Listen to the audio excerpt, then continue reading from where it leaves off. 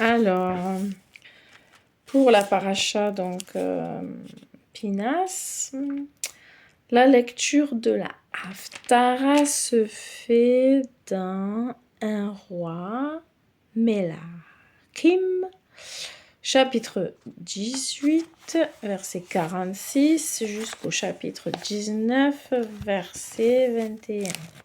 18-46. La main d'Adonai fut sur Eliyahu. Il s'enveloppa de son manteau et courut devant Ahav jusqu'à l'entrée d'Israël. Chapitre 19. Ahav raconta à Izével tout ce qu'Eliyahu avait fait.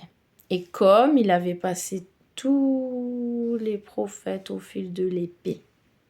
Puis Izével envoya un messager pour dire à Eliyahu: que les dieux me fassent de terribles choses et pire encore si à cette heure demain je ne prends pas ta vie comme tu as pris la leur.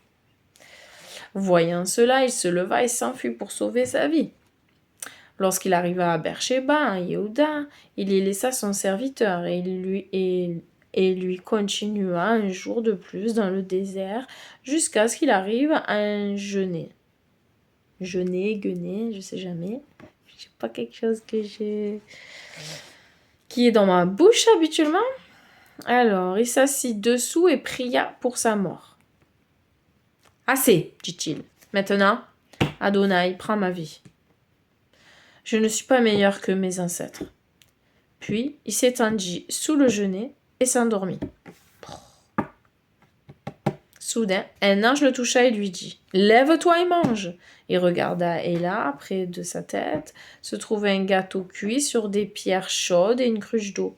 Il mangea et but, puis s'étendit de nouveau.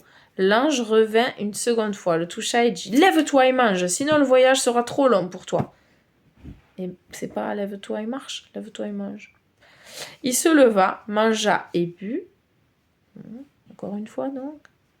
Et avec la force de ce repas, il voyagea 40 jours et 40 nuits jusqu'à ce qu'il atteigne au rêve la montagne de Dieu. Là, il entra dans une caverne et il passa la nuit.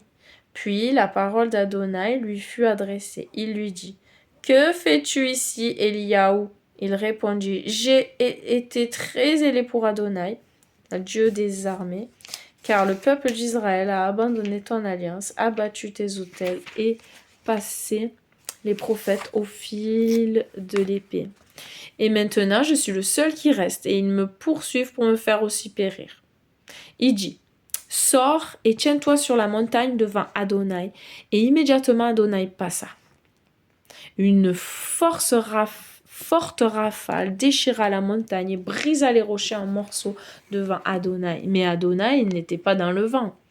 Après le vent vint un tremblement de terre, mais Adonai n'était pas dans le tremblement de terre. Après le tremblement de terre, le feu se déclencha, mais Adonai n'était pas dans le feu. Et après le feu vint une voix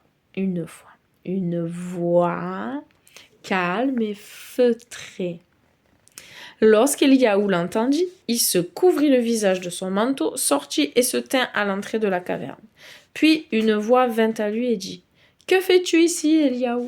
Il répondit: « J'ai été très zélé pour Adonai, Dieu des armées, car le peuple d'Israël a abandonné ton alliance, abattu tes autels et passé tes prophètes au fil de l'épée. Et maintenant, je suis le seul qui reste, et ils me poursuivent pour me faire aussi périr. » Adonai lui dit: « Retourne par le chemin du désert du Zamesek. Lorsque tu arriveras, tu oindras Hazaël, roi d'Amran.